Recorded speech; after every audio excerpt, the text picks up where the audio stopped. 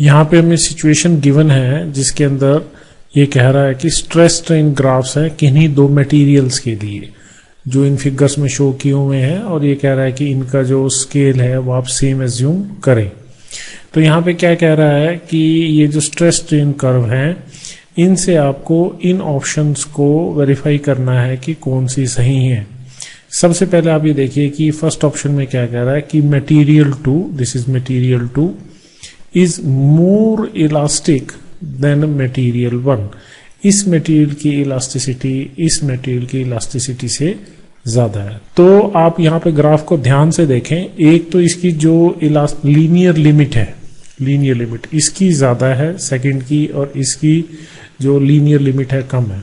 But अगर आप यहाँ पे ध्यान से देखें, let this is θ1 and this is θ2, clear.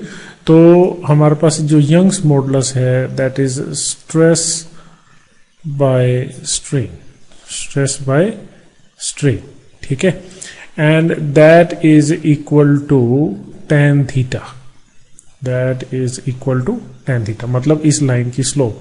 तो यहाँ पे साफ दिख रहा है कि जो θ1 है वो θ2 से बड़ा है, तो इसका मतलब tan θ1 tan θ2 से बड़ा ही होगा, ठीक है। तो इसका मतलब इसकी इलास्टिसिटी से ज्यादा है। तो ये बात गलत हो गई कि सेकंड की इलास्टिसिटी फर्स्ट से ज्यादा है, so this is wrong. B part में कह रहा है material 1 and 2 have the same elasticity, तो ये बात फिर गलत हो गई।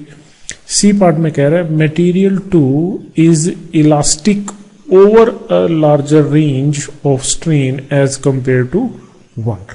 तो आप यहां पे देखें कि जो अल्टीमेट स्ट्रेंथ है वो पॉइंट्स तो यहां पे आ गए।